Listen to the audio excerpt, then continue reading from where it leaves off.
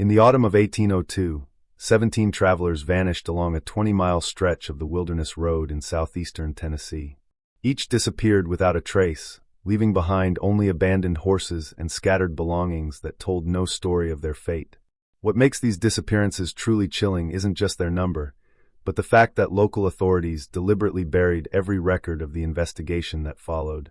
For over 2 centuries, the truth about the Whitaker family farm remained hidden in sealed court documents until a county clerk's discovery in 1990 revealed the most disturbing case of organized murder in early American frontier history. The documents describe a killing operation so methodical, so perfectly disguised as Christian charity, that it operated for 8 years without detection. Before we continue with the story of the farm that became Tennessee's first house of horrors, make sure to subscribe to our channel and hit that notification bell. We're about to uncover secrets that powerful families tried to keep buried forever. And tell us in the comments what state you're listening from. We love hearing from our community of mystery seekers. The discovery that would eventually expose the Whitaker family's crimes began not with screams in the night, but with the simple act of bureaucratic housekeeping in a dusty courthouse basement. Southeastern Tennessee in 1802 was a land caught between civilization and wilderness, where the promise of prosperity drew thousands westward along treacherous mountain paths. The Wilderness Road, carved through the Cumberland Gap by Daniel Boone 2 decades earlier, had become the primary artery for settlers moving west from Virginia and the Carolinas. This narrow, winding trail stretched over 200 miles through some of the most unforgiving terrain in North America, where a single misstep could mean death from exposure, wild animals, or the countless human predators who haunted the frontier. Along this treacherous path, dozens of small communities had sprouted like wildflowers after rain, each one a beacon of hope for families seeking new beginnings in the untamed frontier. These settlements served as crucial waypoints where exhausted travelers could rest, resupply, and gather information about the dangers that lay ahead. The success or failure of these communities often depended on their ability to provide a safe haven for the constant stream of migrants who passed through their borders. The township of Pineville sat at a crucial bend in the road where the trail descended from the rocky ridges into the fertile valley of Willow Creek. With barely 300 souls, it was the kind of place where everyone knew everyone else's business, or thought they did. The town had been established in 1796 by a group of Virginia Baptists seeking religious freedom, and their influence could be seen in every aspect of community life. Sunday services were mandatory for all residents, and the town council enforced strict moral codes that governed everything from drinking to dancing. The settlement centered around Barlow's General Store, a weathered log building that served as both a trading post and an informal courthouse. Samuel Barlow, a gruff former militiaman who had fought alongside Daniel Boone, ran the establishment with an iron fist and a keen eye for profit. His store stocked everything a traveler might need: gunpowder, salt, whiskey, blankets, and the latest news from the civilized world beyond the mountains. Nearby stood the Willow Inn, a 2-story structure that represented the height of frontier luxury. Abigail Thornton, the widow who operated the inn, had arrived from Philadelphia 5 years earlier with enough money to build the finest accommodations between Knoxville and the Virginia border. Travelers could find a hot meal and a clean bed for 2 bits a night, along with the kind of civilized conversation that reminded them of the world they had left behind. The town's spiritual center was the New Hope Baptist Church, a modest log building that could hold the entire population during Sunday services. Reverend Nathaniel Shaw, a Harvard-educated minister who had abandoned a comfortable Boston pastorate for frontier missions, delivered sermons that blended traditional theology with practical advice for survival in an unforgiving land. His presence gave Pineville a sense of legitimacy that attracted settlers who might otherwise have passed through without stopping. Among Pineville's most respected residents were the Whitakers, Gideon, his wife Prudence, and their 3 adult children, sons Reuben and Levi, and daughter Grace. The family had arrived in the spring of 1795, claiming to be refugees from brutal Indian raids that had devastated their previous home in eastern Virginia. They quickly established themselves as pillars of the small community, with Gideon serving as a lay preacher who assisted Reverend Shaw and Prudence organizing charitable efforts for struggling families who arrived with little more than the clothes on their backs. Gideon Whitaker was a man who commanded respect through sheer force of personality. Standing well over 6 feet tall with the broad shoulders of a lifetime laborer, he possessed the kind of physical presence that made other men step aside when he entered a room.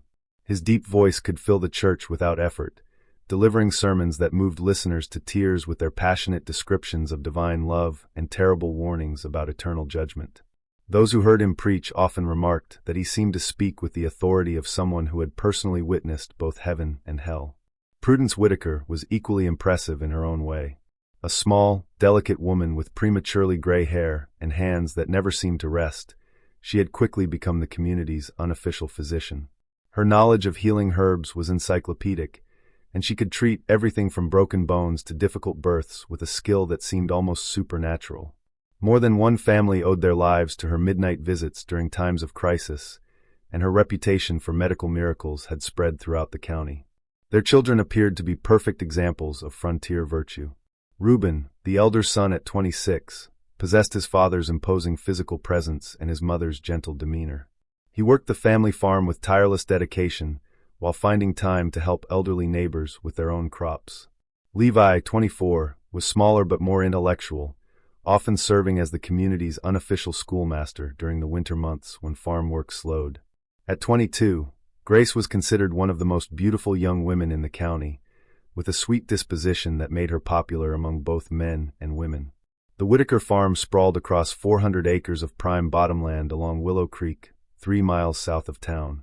The land had cost Gideon nearly every penny he possessed, but the investment had proven wise.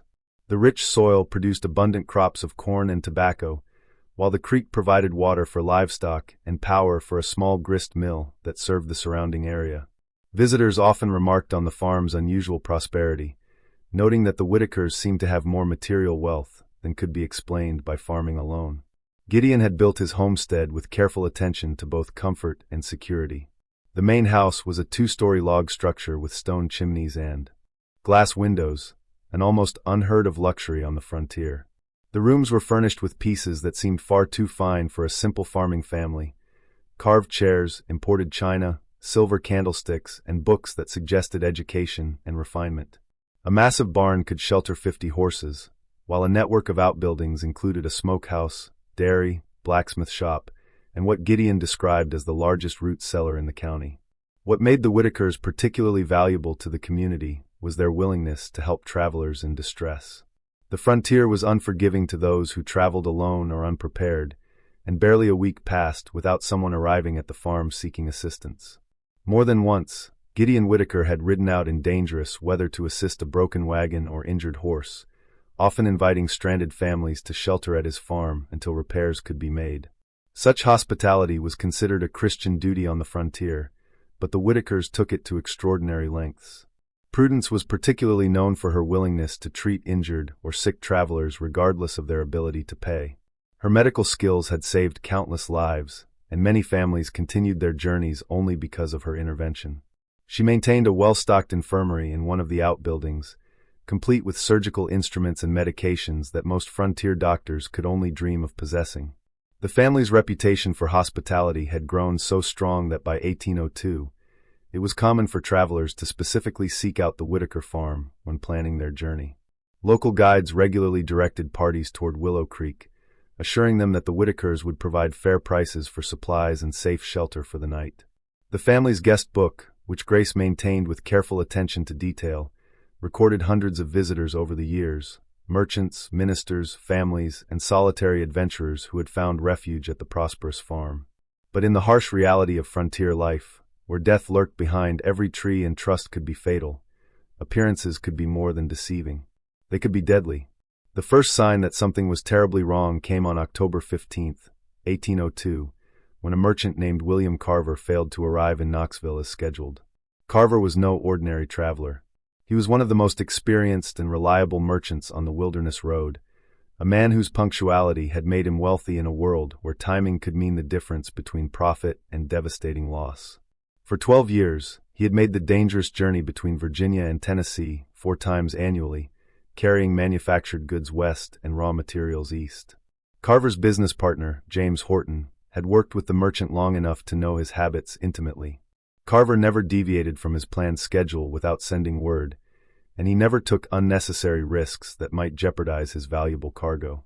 When Horton received no word after 5 days, 2 days beyond Carver's promised arrival, he knew something catastrophic had occurred. Horton's search began at dawn on October 20th, 1802, following Carver's known route backward from Knoxville. He questioned innkeepers, merchants, and farmers along the way, each of whom confirmed that Carver had passed through on schedule. The trail remained clear until Horton reached the vicinity of Pineville, where Carver seemed to have simply vanished from existence. The discovery of Carver's horse came at noon on the second day of searching. The distinctive chestnut mare was found grazing loose near Tanner's Creek, still wearing its saddle but showing no signs of injury or distress. The animal appeared well fed and cared for, as if it had been deliberately released rather than abandoned in panic. Most puzzling of all, the horse's bridle had been removed and hung carefully on a nearby tree branch, an act that suggested human intervention rather than accident. Carver's saddlebags remained intact, containing his trading goods and a leather pouch with nearly $50 in silver coins, a fortune that represented months of dangerous work. The money's presence ruled out simple robbery, the most common explanation for frontier disappearances. Even more disturbing, Carver's personal effects were scattered in a deliberate line leading away from the road toward the interior woodlands, as if he had been forced to drop them one by one while being dragged from his horse. The local constable, Elias Morgan, was a man uniquely qualified to investigate such mysteries. A former Continental Army sergeant who had served under Anthony Wayne in the Ohio campaigns, Morgan possessed both the investigative skills and the stomach for violence that frontier law enforcement required.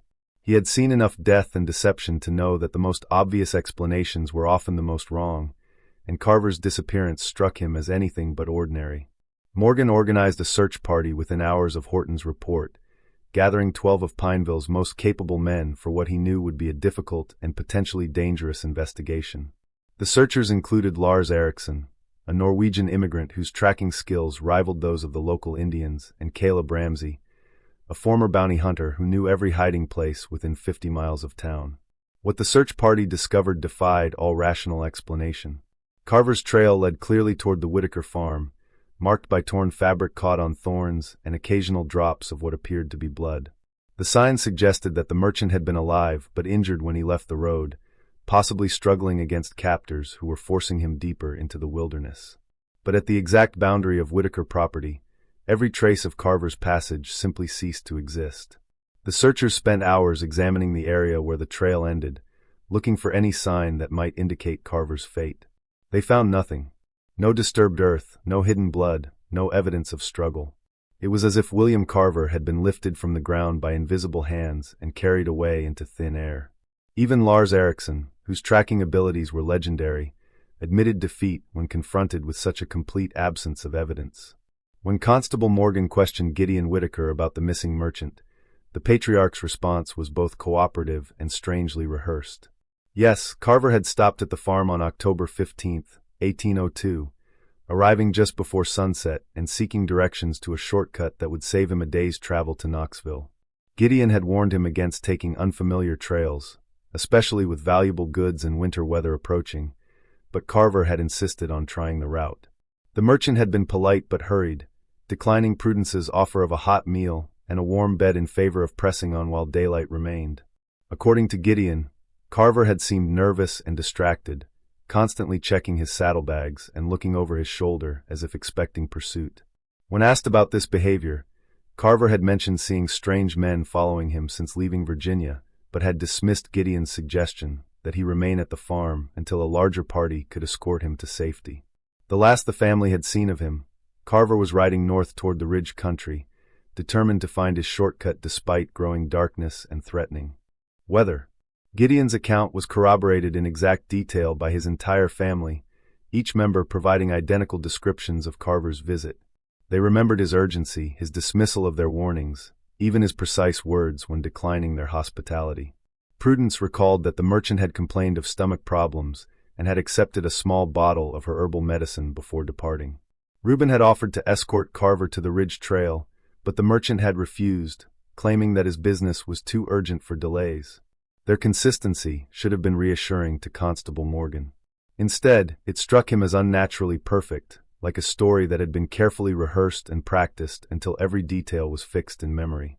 Real witnesses, in Morgan's experience, always contradicted each other on minor points while agreeing on major ones. The Whitakers' account was too polished, too complete, too free of the small inconsistencies that marked genuine testimony. The constable's suspicions deepened when he noticed significant changes in the farm's layout since his last visit several months earlier. A new smokehouse had been built near the main barn, unusually large for a family operation, and constructed with thick stone walls that seemed designed for more than food preservation. Fresh earth surrounded several outbuildings, as if extensive digging projects had recently taken place. Most peculiar of all, the family's root cellar appeared to have been substantially enlarged, with new timber supports visible around an entrance that now seemed large enough to accommodate a wagon. When Morgan asked about these improvements, Gideon explained that the family had enjoyed an exceptionally profitable harvest and had decided to invest in better facilities for storing and processing their crops. The enlarged root cellar was necessary for the increased volume of vegetables and preserved foods they planned to sell in Knoxville, while the new smokehouse would allow them to cure meat for both family use and commercial sale. The explanations were reasonable and well delivered, but something in Gideon's manner suggested he was choosing his words with unusual care. Most disturbing of all, the family's usual warmth seemed forced during Morgan's visit, their famous hospitality carrying an undercurrent of nervous energy that the constable couldn't ignore. Prudence's hands shook slightly as she served coffee, and Grace kept glancing toward her father, as if seeking approval for every word she spoke. Even Reuben and Levi, normally confident and outgoing young men, seemed subdued and watchful in ways that suggested they were hiding something significant. But without concrete evidence of wrongdoing, there was little Constable Morgan could legally do. Carver's case was officially recorded as a probable highway robbery or Indian attack, his name added to the growing list of frontier casualties that marked the price of westward expansion. The merchant's horse was sold at auction to cover his outstanding debts, and within a month, William Carver existed only in the memories of those who had known him. Yet Carver's disappearance would prove to be just the beginning of a pattern that would terrorize the Wilderness Road for the next 8 months, transforming a prosperous farming community into a place where travelers whispered warnings and parents kept their children close to home after dark. Throughout the winter of 1802 and into the spring of 1803, the disappearances continued with terrifying regularity that defied all rational explanation. Every 2 to 3 weeks, another traveler would vanish without explanation along the same stretch of road, creating a zone of fear that stretched for nearly 20 miles in every direction from Pineville. The victims varied dramatically in age, wealth, and traveling circumstances. Solitary merchants like Carver, small family groups, even heavily armed parties traveling together for mutual protection. What united them was their complete disappearance, and the fact that each had been seen heading toward or inquiring about directions to the Whitaker farm before vanishing into the wilderness. Dr. Elias Thornton disappeared in November 1802 during his journey from Richmond to establish a medical practice in Nashville. The 43-year-old physician had been carrying his entire life's work in the form of medical instruments, books, and supplies worth over $300, an investment that represented years of saving and planning. His wagon had been found overturned near Raven's Fork, 3 miles from the Whitaker farm, with the contents scattered but apparently untouched. Local authorities assumed that Thornton had been thrown from his seat during an accident and had wandered into the wilderness in a state of confusion, eventually dying of exposure. The explanation seemed reasonable until searchers discovered that Thornton's medical bag was missing from the wreckage.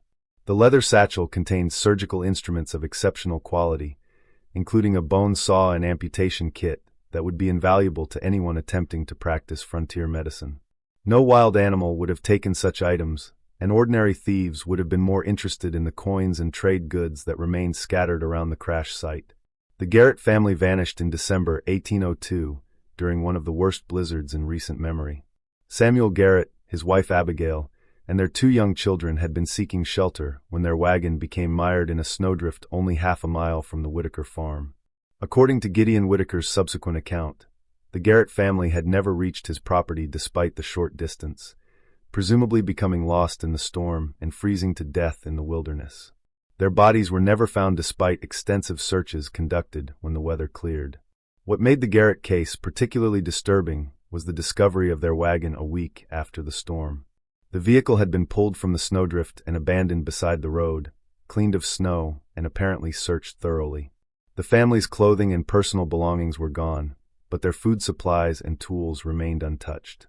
Most puzzling of all, Tracks around the wagon suggested that multiple people had worked together to free it from the drift, an act that would have required considerable time and effort in dangerous weather. January 1803 brought the disappearance of Reverend Ezekiel Ward, a circuit preacher carrying donations for a new church in Franklin. Ward was known throughout the region for his powerful sermons and his fearless travels through even the most dangerous areas of the frontier. The 50-year-old minister had survived Indian attacks, bandits, and countless natural hazards during 15 years of preaching, making his disappearance particularly shocking to communities that had come to view him as indestructible. Ward's horse was found 3 days after his disappearance, still carrying saddlebags that contained nearly $200 in church donations. The money's presence ruled out robbery as a motive, but raised disturbing questions about what kind of threat could have overcome such an experienced and resourceful man. Local authorities eventually concluded that Ward had suffered a heart attack or stroke while traveling, falling from his horse and dying somewhere in the vast wilderness that surrounded the Wilderness Road. Each disappearance followed the same inexplicable pattern: abandoned horses found grazing loose or tied to trees, scattered personal belongings suggesting sudden violence or struggle, and trails that led inevitably toward Whitaker property before vanishing completely. Yet, whenever questioned by increasingly suspicious authorities, the Whitaker family presented plausible explanations that were impossible to disprove. They had seen some of the travelers, yes, but only briefly and usually from a distance. Each victim had been warned about various dangers, bad weather, difficult terrain, reports of bandit activity, but had chosen to continue their journey despite the family's concerned advice. In several cases, the Whitakers had offered food, shelter, or escort services that had been politely declined by travelers who seemed determined to maintain their schedules regardless of risk. Constable Morgan found himself trapped in an impossible situation that grew more frustrating with each new disappearance. The Whitakers were among the most respected families in the county, their reputation for charity and Christian virtue unquestioned by everyone except him. Gideon's sermons continued to draw crowds from surrounding townships, his passionate delivery and biblical knowledge impressing even educated ministers like Reverend Shaw. Prudence's medical skills had saved dozens of lives during the previous summer's fever outbreak, earning her a reputation that bordered on sainthood among grateful families.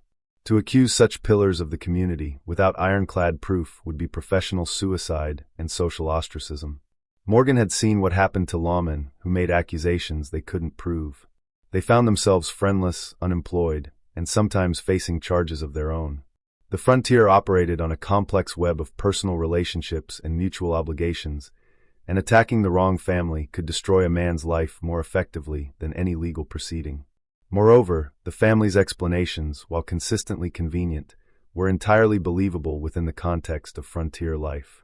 The Wilderness Road was genuinely dangerous, plagued by bandits, hostile Indians, severe weather, and the countless natural hazards that claimed lives regularly. Dozens of travelers disappeared each year under circumstances far less mysterious than those surrounding the Whitaker farm. What made this cluster of vanishings different was purely statistical.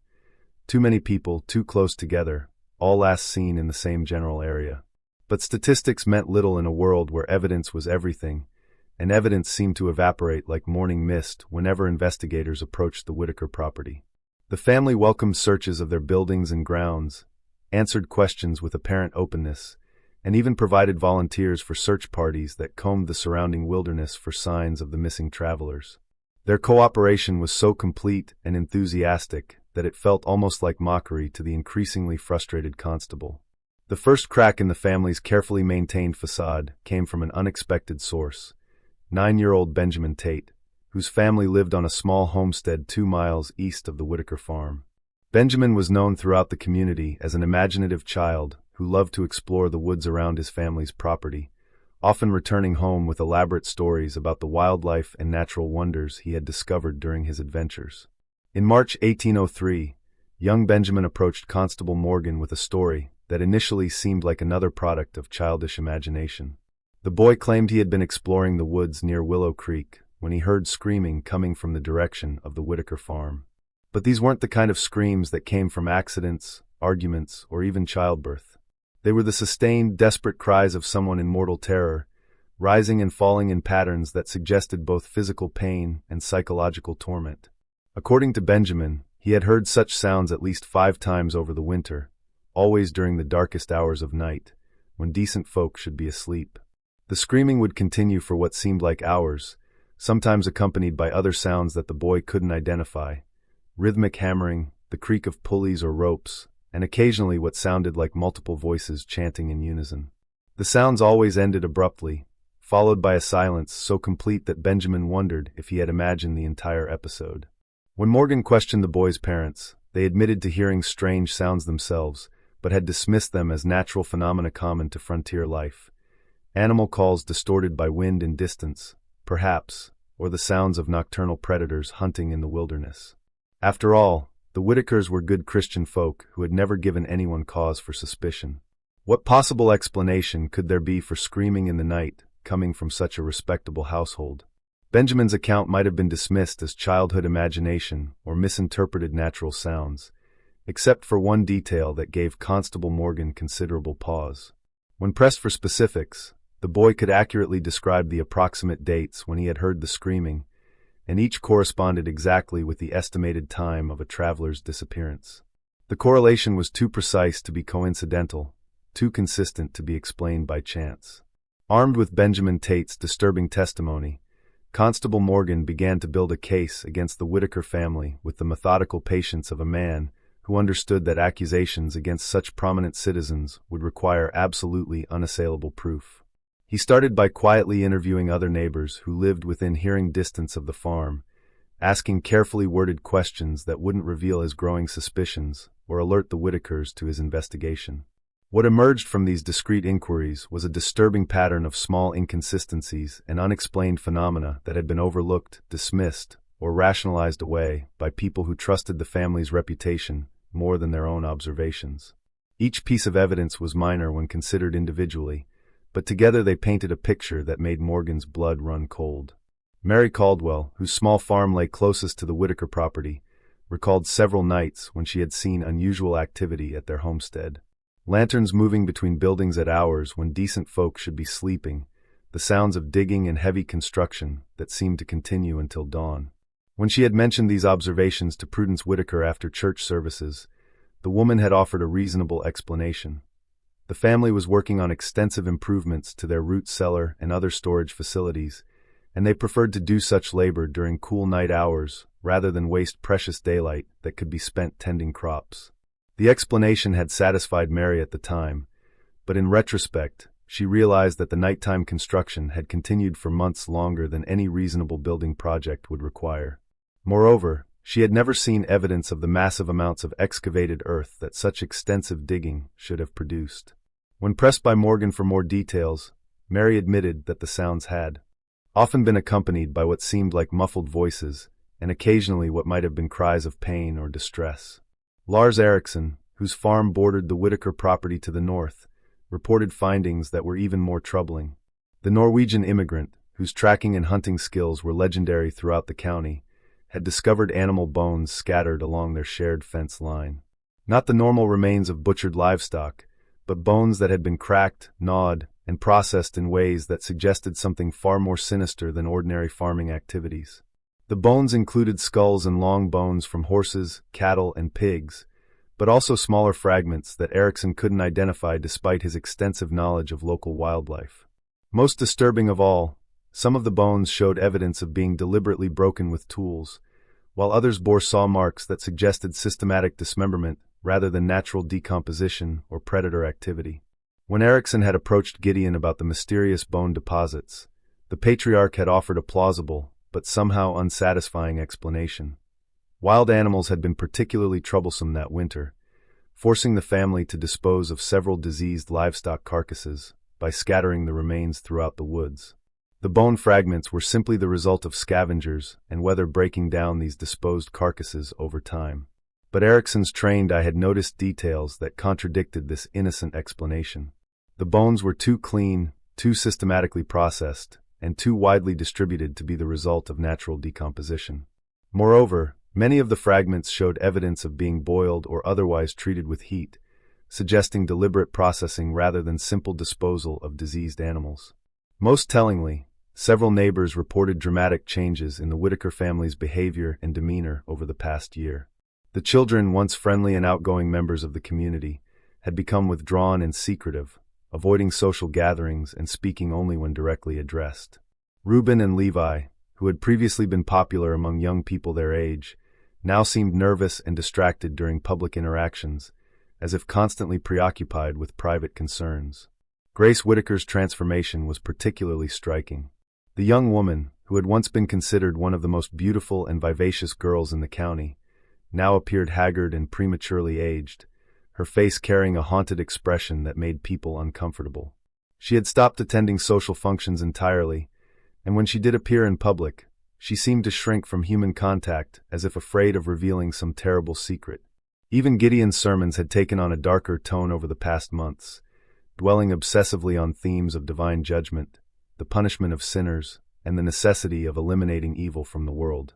Where his preaching had once emphasized God's love and mercy, it now focused almost exclusively on wrath and retribution. Several church members had privately expressed concern about the increasingly violent imagery in his biblical interpretations. Constable Morgan also discovered disturbing gaps in the Whitaker family's background story that raised serious questions about their true identity and origins.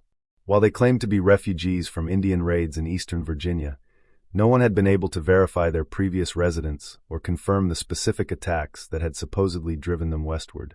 Morgan's inquiries to authorities in Virginia had produced no records of any Whitaker family being affected by Indian violence in the time period they claimed. Moreover, the family's arrival in Tennessee seemed to mark the beginning of their documented existence, as if the Whitakers had materialized from nothing in the spring of 1795. They possessed no letters from relatives, no business records from their previous life, no personal effects that predated their appearance in Pineville. For a family claiming to have lost everything to Indian raids, they had managed to arrive in Tennessee with substantial financial resources and an impressive collection of household goods. The constable's investigation received an unexpected and alarming boost in April 1803 when a traveling peddler named Amos Chandler arrived in Pineville with information that transformed suspicion into near certainty. Chandler was a well-known figure throughout the frontier, a man whose business required him to travel constantly between settlements, and who possessed an encyclopedic knowledge of events and personalities throughout the region. Chandler had spent the previous winter in eastern Kentucky, where he had heard disturbing stories about a series of disappearances that had plagued the Cumberland River Valley between 1793 and 1795. According to local accounts, at least 15 travelers had vanished along a remote stretch of road near a prosperous farm operated by a family named Carver. Ezekiel Carver, his wife Abigail, and their 3 adult children. The similarities between the Kentucky disappearances and the current Tennessee cases were so striking that they couldn't possibly be coincidental. The pattern was identical. Travelers would be seen heading toward the Carver property and would simply vanish, leaving behind only scattered belongings and abandoned horses. Local authorities had suspected the family, but had never been able to prove their involvement, hampered by the same lack of physical evidence that was frustrating Morgan's current investigation. Even more chilling were Chandler's descriptions of the Carver family themselves. Ezekiel was a lay preacher known for his powerful sermons and charitable works. While Abigail was respected throughout the region for her exceptional healing abilities, they had arrived in the valley claiming to be refugees from Indian raids with no verifiable history before their sudden appearance. The family was known for their hospitality to travelers and had built a reputation as pillars of their community. When Chandler described the physical appearance of the Carver family, Morgan felt his blood turn to ice water. Ezekiel Carver had been a tall, imposing man with prematurely gray hair and penetrating eyes. Abigail was small and delicate with skilled hands and an extensive knowledge of medicinal herbs. Their children matched the ages and descriptions of Reuben, Levi, and Grace Whitaker so closely that they could have been the same people. Most damning of all, the Carver family had vanished overnight in the spring of 1795, abandoning their farm and disappearing without explanation, just as suspicion about the disappearances was beginning to focus on their property. Neighbors had found the homestead deserted with signs of hasty departure and deliberate destruction. Buildings had been partially burned, wells had been filled with rocks and debris, and the entire farm showed evidence of systematic elimination of anything that might provide clues to the family's true identity or activities. When Kentucky authorities had finally obtained warrants to search the abandoned Carver property, they had made discoveries that still haunted the investigators who participated. Hidden throughout the woods surrounding the farm were dozens of shallow graves containing the remains of both animals and humans. The human remains included personal effects belonging to several of the missing travelers, creating undeniable evidence that the Carver family had been responsible for multiple murders. But by then, the killers had vanished completely, leaving behind only their crimes and the mystery of their true identities. A 6-month manhunt had failed to locate any trace of the Carver family, and the case had eventually been closed with the assumption that they had either died in the wilderness or fled to territories beyond the reach of American law. The implications of Chandler's revelations were staggering and terrifying. If his account was accurate, the Whitaker family were not merely local criminals who had committed a few opportunistic murders. They were experienced serial killers who had perfected their methods over years of practice, moving from region to region when suspicion grew too strong and leaving behind a trail of bodies that stretched across multiple states. Even worse, their current operation in Tennessee appeared to be far more sophisticated and successful than their previous activities in Kentucky. They had learned from their mistakes, developed better methods of disposing of evidence, and created a more convincing cover identity that had allowed them to operate undetected for 8 years. The number of victims in Tennessee likely far exceeded those in Kentucky, representing one of the most extensive killing sprees in American criminal history. The weight of Amos Chandler's testimony pressed down on Constable Morgan like a physical burden, but he knew that compelling as the evidence might be, it would not be sufficient to secure convictions against the Whitaker family in a court of law. Frontier justice moved deliberately, and judges required ironclad physical evidence before authorizing arrests that could destroy innocent lives and tear apart established communities. The constable needed proof that would stand up under the scrutiny of skeptical attorneys and suspicious juries, evidence that could not be explained away or dismissed as coincidence. The breakthrough he desperately needed came from the last source he would have expected, Grace Whitaker herself. On the night of May 24, 1803, the 22-year-old woman appeared at Morgan's cabin like a ghost materializing from the darkness, her face streaked with tears and her hands trembling with barely controlled terror. What she told him during the next 3 hours would finally expose the full horror of what had been happening at the Whitaker farm and provide the evidence necessary to bring Tennessee's most notorious family of killers to justice. According to Grace's devastating confession, her family had been systematically murdering travelers for over 8 years, beginning just months after their arrival in Tennessee. But what made her testimony truly horrifying was not just the scope of their crimes, but the methodical, almost ritualistic way in which the murders had been planned and executed. The killing operation, as Grace described it, was far more sophisticated than Morgan had imagined possible. Her father Gideon had convinced the family that they were carrying out God's work by eliminating what he called unworthy souls who traveled the frontier roads. The murders weren't random acts of violence driven by greed or opportunity, but carefully planned executions that served both what Gideon claimed was divine justice and the family's increasingly elaborate material needs. The process began with what the family called evaluation.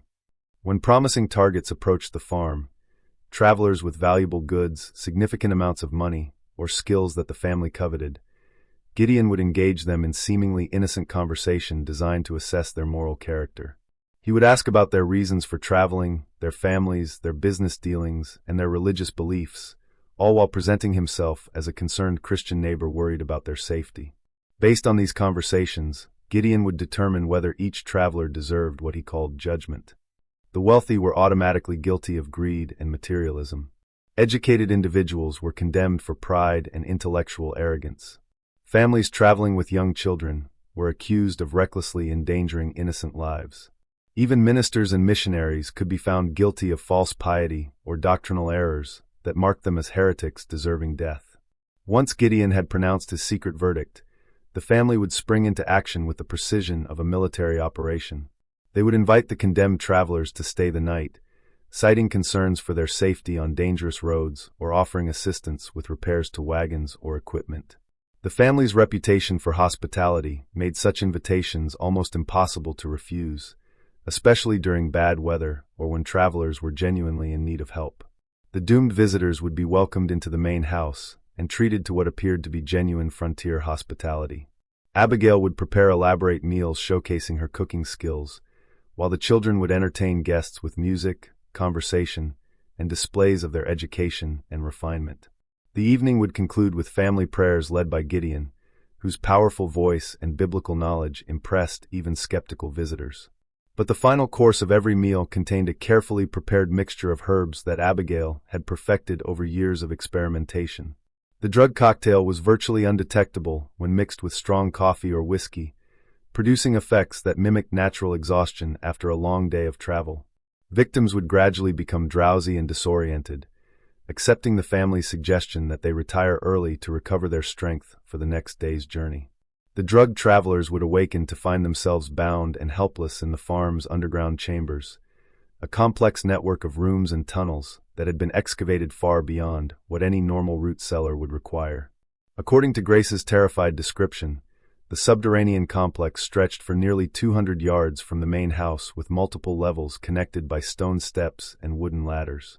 The largest chamber served as what Gideon called his courtroom, a grotesque parody of legal proceedings, complete with a makeshift judge's bench carved from limestone, iron shackles set into the stone walls, and religious symbols that had been perverted into instruments of terror. Here, Gideon would preside over formal trials that determined each captive's final fate, presenting evidence of their supposed sins and delivering verdicts that were predetermined before the proceedings even began. But the trials were not merely sadistic theater. They served a practical purpose in the family's twisted psychology. By framing the murders as acts of divine justice rather than simple crimes, Gideon had created a belief system that allowed his family to commit atrocities while maintaining their self-image as righteous Christians. Each killing became a religious duty, each victim a sacrifice offered to purify the frontier of unworthy souls. The sentences handed down in Gideon's underground courtroom varied according to his assessment of each victim's sins and the family's current needs. Some prisoners were kept alive for weeks or even months, forced to use their skills for the family's benefit before being executed. Dr. Thornton, the physician who had disappeared in November 1802, had been compelled to train Abigail in advanced surgical techniques before his death. Reverend Ward had been forced to write sermons that Gideon later delivered as his own, enhancing his reputation as a biblical scholar. Others faced immediate execution, usually by methods that Gideon claimed were biblically sanctioned. Hanging was reserved for thieves and bandits, while drowning in the underground cisterns was the fate of those guilty of pride or blasphemy. The most elaborate executions were saved for those whom Gideon judged to be the most wicked, a category that included wealthy merchants, government officials, and anyone who had shown skepticism about frontier religion. Just when we thought we'd seen it all, the horror in Tennessee intensifies. If this story is giving you chills, share this video with a friend who loves dark mysteries. Hit that like button to support our content, and don't forget to subscribe to never miss stories like this. Let's discover together what happens next. Grace's testimony revealed the systematic nature of the family's crimes in terrifying detail. Each member had been assigned specific roles in both the murders and the elaborate cover-up that followed. Reuben and Levi served as the muscle of the operation, responsible for capturing victims, maintaining the underground complex, and disposing of bodies through a limestone cave system that connected to the deepest parts of the excavated chambers. Their size and strength made them ideal for the physical demands of moving unconscious prisoners and heavy loads of earth and stone. Grace herself had been forced to serve as the family's record keeper, maintaining detailed ledgers that documented every victim's identity, possessions, and method of disposal. Her careful handwriting filled dozens of notebooks with information that read like a merchant's inventory, except that the goods being cataloged were human lives, and the transactions were murders. Each entry included the victim's name, age, appearance, estimated wealth, and personal belongings, along with notes about their final words and behavior during their imprisonment. Abigail's role was perhaps the most crucial to the operation's success. In addition to preparing the drugs that incapacitated victims, she served as the family's medical expert, keeping prisoners alive when their skills were needed and ensuring that executions proceeded without complications that might create evidence. Her knowledge of anatomy, gained through years of frontier medical practice, had been perverted into expertise in torture and murder. Most chilling of all, Abigail had developed what she called treatments for prisoners who proved uncooperative or attempted to escape. These punishments were designed to break the will without causing death, using techniques that combined her medical knowledge with psychological torture. Prisoners who refused to comply with the family's demands would find themselves subjected to calculated doses of pain and terror until they became completely submissive. The family's success in avoiding detection had depended on more than just careful planning. It required an elaborate system of disposal and deception that eliminated all evidence of their crimes. Bodies were never buried on the farm property itself, but were instead transported through the cave system to remote limestone caverns that lay several miles from the homestead. These natural chambers provided perfect conditions for decomposition, while their distance from the farm made discovery virtually impossible. Personal belongings were sorted with the efficiency of experienced merchants. Valuable items, money, jewelry, fine weapons, and tools, were either kept by the family or sold in distant markets where they couldn't be traced to missing persons. Less valuable objects were carefully scattered along roads throughout the region, creating false trails that suggested robbery or Indian attacks. Even victims' clothing was processed systematically, with useful garments kept for the family's use while distinctive items were destroyed to prevent identification. The horses presented a particular challenge, since they were both valuable and easily recognized by people familiar with the victims. The family had developed relationships with unscrupulous horse traders in distant counties who asked no questions about the animals' origins. By selling the horses far from where their owners had disappeared, the Whitakers created additional false trails that further confused investigations. But perhaps the most ingenious aspect of their deception was the way they used their charitable activities to deflect suspicion. Every act of kindness, every medical treatment provided by Abigail, every sermon delivered by Gideon served dual purposes. They genuinely helped the community while creating a reputation that made the family virtually above suspicion. Who would believe that people who saved lives during epidemics could be responsible for systematic murder? The family had even developed contingency plans for different types of investigations. If authorities became too suspicious, they would temporarily cease their killing activities while increasing their charitable works to reinforce their reputation. They had identified several escape routes that would allow them to abandon the farm quickly if discovery seemed imminent, just as they had done when leaving Kentucky years earlier. According to Grace, the family had been planning to expand their operations significantly. They had identified several other remote farms along the Wilderness Road where similar trials could be conducted, creating a network of killing sites that would allow them to operate with even greater impunity. The ultimate goal was to establish what Gideon called courts of divine justice throughout the frontier, eliminating unworthy travelers on a scale that would reshape the moral character of the entire region. But what finally drove Grace to confession was not a moral awakening or sudden conscience. It was terror for her own life. She revealed that Gideon had grown increasingly paranoid about potential discovery and had begun to view anyone who might pose a threat as deserving of judgment. That list now included several neighbors who had asked too many questions: Amos Chandler, the peddler who had been making inquiries about the Kentucky disappearances, and even Constable Morgan himself. More immediately terrifying, Grace disclosed that another victim was currently being held in the underground chambers, a traveling surveyor named Thomas Hargrove, who had been captured 3 days earlier and was scheduled for trial the following night. But Hargrove was not the only prisoner in the family's custody. Unknown to the outside world, they were also holding 2 other captives: a young woman named Sarah Langley, who had been missing for over a week, and an elderly man identified as Amos Trent, a traveling preacher who had disappeared the previous month. The revelation that multiple victims were being held simultaneously showed how confident the family had become in their methods and how dramatically they had escalated their activities. What had begun as opportunistic murders of isolated travelers had evolved into something approaching an industrial killing operation, with prisoners being held, sorted, and executed according to an elaborate schedule that treated human life as raw material for the family's twisted purposes. Morgan realized that time had run out for careful investigation and legal procedures. If Grace's information was accurate, innocent people were going to die within hours unless immediate action was taken. But Constable Morgan also knew that a direct confrontation with the Whitaker family would be extraordinarily dangerous. They were armed, prepared for resistance, and operating from a fortified position that they had spent years perfecting for exactly this type of situation. Morgan faced the most difficult decision of his law enforcement career. Knowing that every choice carried deadly consequences, he could attempt to arrest the Whitaker family single-handed, risking not only his own life but potentially alerting them to escape before their current victims could be rescued.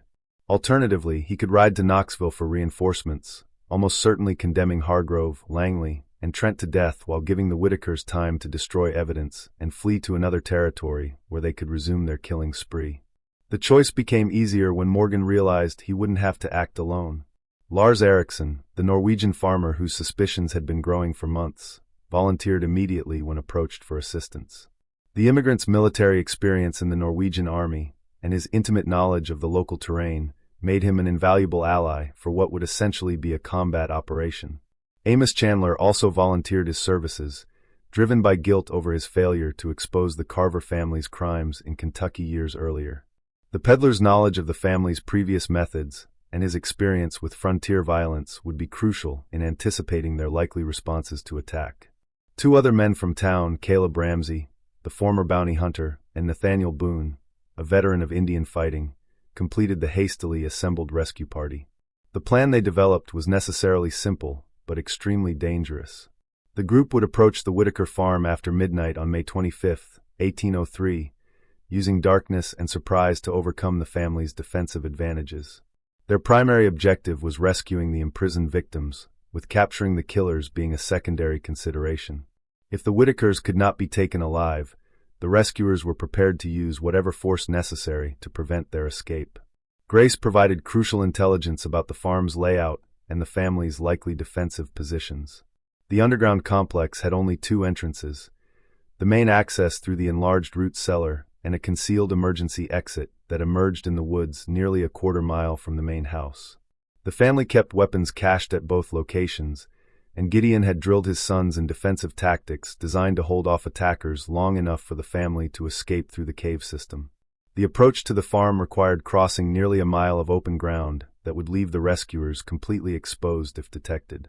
Eriksson's tracking skills proved invaluable in identifying a route that used creek beds and tree lines to provide maximum concealment. The group moved with the silence of experienced hunters, each man understanding that discovery would likely mean death for both themselves and the prisoners they were trying to save. What they discovered when they reached the Whitaker property exceeded their worst expectations and confirmed that Grace's testimony had actually understated the scope of her family's crimes. The farm showed clear evidence of recent excavation work far beyond what any normal agricultural operation would require. Piles of earth and stone were scattered throughout the property, while the smell of lime and decay hung in the air like a physical presence. The main house appeared normal from the outside, with warm light glowing in the windows and smoke rising from the chimneys. But as the rescuers drew closer, they could hear sounds that chilled their blood, muffled voices coming from beneath the ground, occasional screams that were quickly silenced, and the rhythmic sound of metal striking stone that suggested ongoing construction work in the underground chambers. The rescue operation began at precisely 2 a.m. on May 25, 1803, when the raiders believed the family would be least alert and most vulnerable to a surprise attack. Morgan and Eriksson approached the main entrance to the underground complex, while Ramsey and Boone positioned themselves to block the emergency exit. Chandler remained with the horses, ready to provide covering fire if the operation went wrong. The root cellar entrance proved to be far more elaborate than Grace had described. What appeared from the surface to be a simple storage facility was actually a sophisticated fortification with multiple defensive positions and clear fields of fire. The Whitakers had spent years preparing for exactly this type of assault, creating killing zones that would allow a small number of defenders to hold off a much larger attacking force. But the raiders' greatest advantage was complete surprise. The family had grown complacent after years of successful operation, never imagining that their carefully maintained cover could be penetrated by local law enforcement. When Morgan and Eriksson descended into the underground complex, they found Gideon and his sons completely unprepared for resistance, focused instead on the grisly business of preparing their current victims for execution. The rescue of the prisoners was both easier and more horrifying than the raiders had anticipated. They found Thomas Hargrove chained in a stone cell barely large enough for a man to stand upright, weak from days without adequate food but alive and coherent. Sarah Langley was in worse condition, showing signs of the treatments that Abigail had used to break her resistance. Amos Trent was barely conscious, his health broken by weeks of captivity and psychological torture. But the prisoners were not the only occupants of the underground complex. As the raiders penetrated deeper into the cave system, they discovered evidence of the family's crimes that defied human comprehension. The limestone chambers contained a charnel house of human, remains spanning nearly a decade of systematic murder. Bones, clothing fragments, and personal effects were scattered throughout multiple rooms, creating an archaeological record of atrocity that would take weeks to fully catalog. The physical evidence was overwhelming in both scope and detail. In addition to the human remains, the raiders found the detailed records that Grace had described, written in her careful handwriting and organized with the precision of a merchant's ledger. The notebooks contained the names, descriptions, and final possessions of 67 victims spanning 8 years, far more than the investigation had uncovered and representing one of the most extensive killing sprees in American criminal history. But perhaps the most damning evidence was discovered in what Gideon had called his courtroom. The underground chamber contained not only the makeshift judge's bench and religious symbols that Grace had described, but also a collection of personal trophies taken from victims. Scalps, jewelry, weapons, and other mementos were displayed like battle honors, creating a museum of murder that revealed the full extent of the Whitaker family's sadistic pride in their crimes. The capture of the Whitaker family proved to be swift but violent as Gideon and his sons attempted to fight their way out of the underground complex, rather than face the justice they had denied their victims. The patriarch showed no surprise at being discovered, instead launching into a rambling sermon about divine judgment and the righteousness of his mission. Even as gunfire echoed through the stone chambers, Reuben and Levi fought with the desperate fury of men who knew they faced certain death if captured, using their intimate knowledge of the cave system to launch attacks from concealed positions. The battle raged through multiple chambers for nearly an hour, with the raiders forced to advance carefully through passages that the defenders had prepared as killing zones. The end came when Abigail, trapped in the main house above, attempted to destroy evidence by setting fire to the building and its contents. The flames spread rapidly through the dry timber structure, threatening to collapse the main entrance to the underground complex and trap everyone below. Faced with the choice between burning alive and surrendering, the surviving Whitakers finally laid down their weapons. Only Grace surrendered willingly, her confession having already condemned her family and sealed their fate. She was found in her room, kneeling in prayer and apparently resigned to whatever judgment awaited her.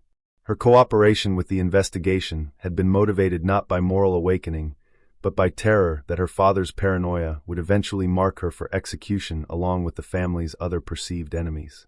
The aftermath of the Whitaker family's capture sent shockwaves throughout Tennessee and the broader frontier region, forcing communities to confront the terrifying reality that one of their most respected families had been systematically murdering travelers for nearly a decade. The evidence recovered from the underground complex was so overwhelming and disturbing that local authorities struggled to process the full scope of the crimes. The investigation that followed the raid revealed details that exceeded even the raiders' worst expectations. The cave system beneath the Whitaker farm was far more extensive than anyone had imagined, stretching for nearly 2 miles through natural limestone caverns that the family had modified for their murderous purposes. Multiple chambers had been excavated and reinforced, creating an underground complex that could house dozens of prisoners simultaneously. The physical evidence recovered from these chambers painted a picture of systematic murder that spanned not just the 8 years the family had lived in Tennessee, but potentially decades of similar crimes in other territories. In addition to the 67 victims documented in Grace's careful records, searchers found personal effects and human remains that suggested the true number of murders was significantly higher. Particularly disturbing was the discovery of children's clothing and toys among the recovered evidence, indicating that entire families had been murdered rather than just individual travelers. The Garrett family, who had disappeared during the December 1802 blizzard, were found to have been held in the underground complex for over a week before being executed. Their children, ages 6 and 8, had been kept alive for several days after their parents' deaths before being killed and their bodies disposed of in the deepest parts of the cave system. The trial of the Whitaker family began in late June 1803 and lasted for nearly a month, drawing spectators from across Tennessee and the surrounding territories. The courthouse in Knoxville was packed daily with crowds that included victims' relatives, curious onlookers, and legal experts who recognized the case as unprecedented in American criminal history. The evidence presented was so overwhelming and disturbing that the presiding judge, Honorable Nathaniel Grayson, ordered portions of the testimony sealed from public view. Gideon Whitaker's behavior during the trial shocked even experienced court observers. Rather than showing remorse for his crimes or attempting to minimize his family's responsibility, He used his testimony as an opportunity to deliver extended sermons about divine justice and the righteousness of his mission. He claimed that every murder had been sanctioned by God as part of a holy war against sin and corruption on the frontier. According to Gideon's twisted theology, he and his family had been chosen as instruments of divine judgment, tasked with eliminating unworthy souls who posed a threat to the moral order of Christian civilization. The money and goods taken from victims weren't theft, but righteous compensation for their sacred work.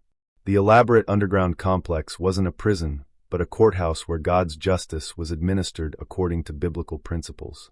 His wife and sons maintained their innocence despite overwhelming evidence, insisting they had been coerced into participating by Gideon's religious fanaticism and threats of violence.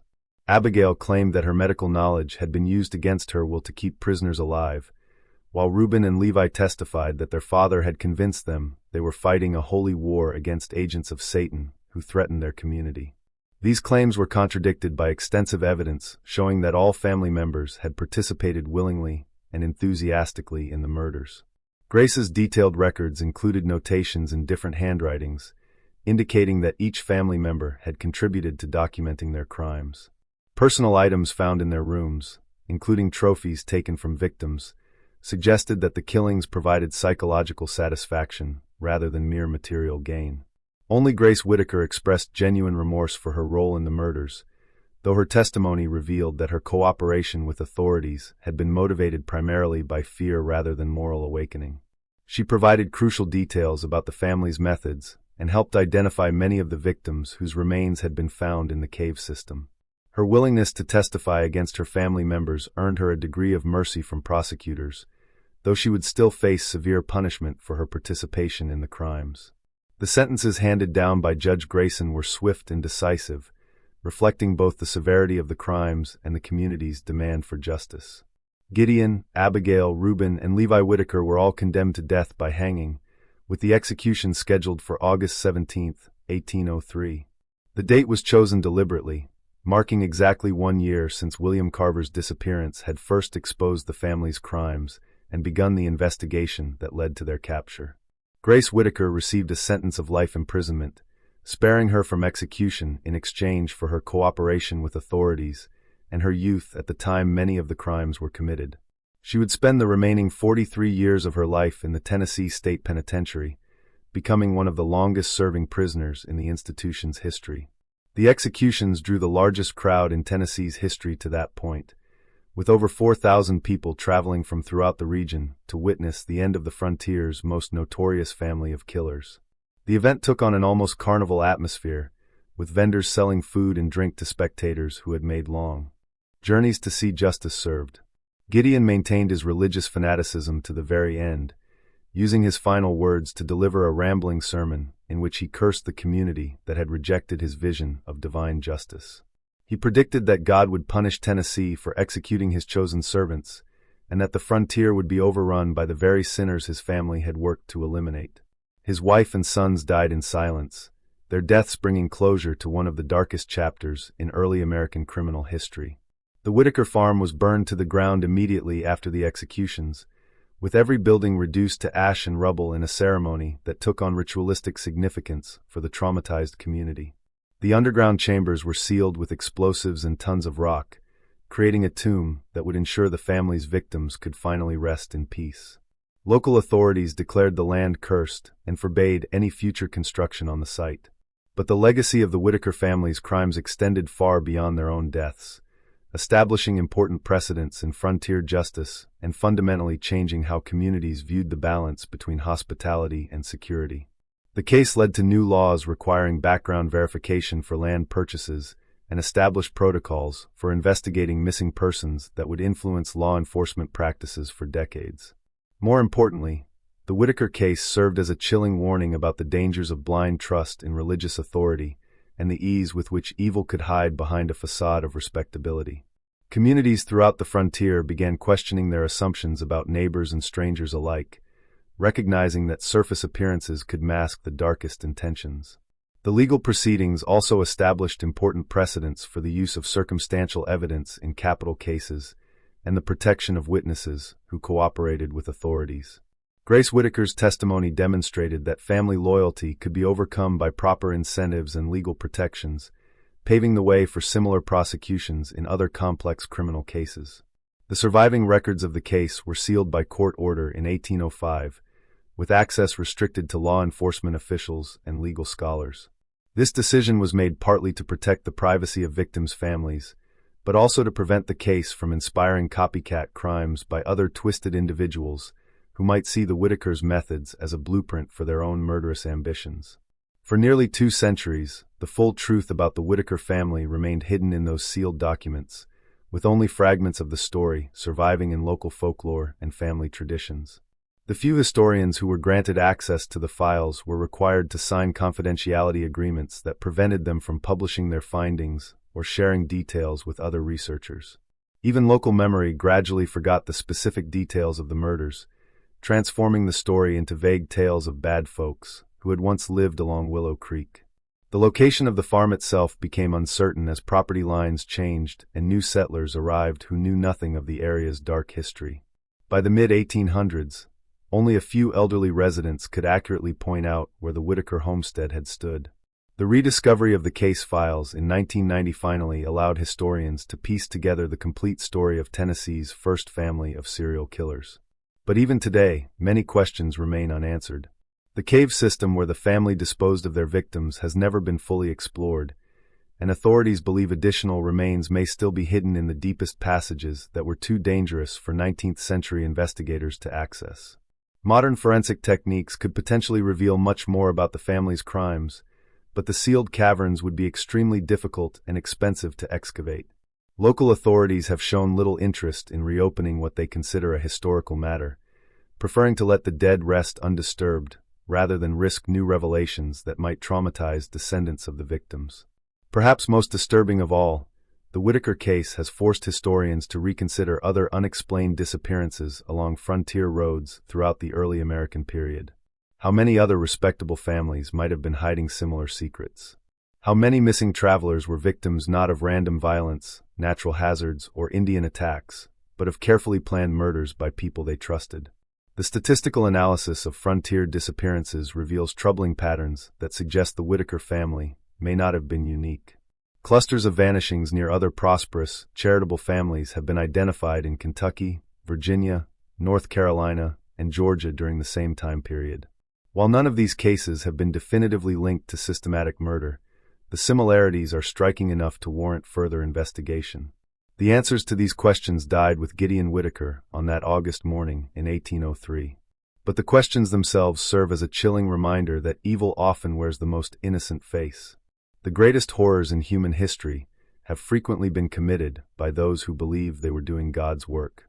The frontier period of American expansion created countless opportunities for such twisted individuals to operate with impunity.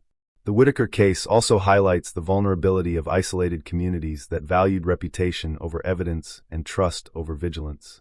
The family's success depended not just on their own criminal skills, but on their neighbors' willingness to dismiss uncomfortable evidence in favor of maintaining social harmony. The price of that willingness was measured in human lives. This mystery shows us that the frontier justice of early America was often more complex and disturbing than traditional histories have acknowledged. The expansion westward created not just opportunities for honest settlers seeking new lives, but also perfect hunting grounds for predators who understood how to exploit the trust and desperation of vulnerable travelers. What do you think of this story? Do you believe everything was revealed about the Whitaker family's crimes? Or might there be even darker secrets still buried beneath the Tennessee soil? Could similar families have operated in other frontier regions without ever being discovered? Leave your comment below and share your theories about this case. If you enjoyed this tale and want more horror stories like this, subscribe, hit the notification bell, and share with someone who loves mysteries. See you in the next video.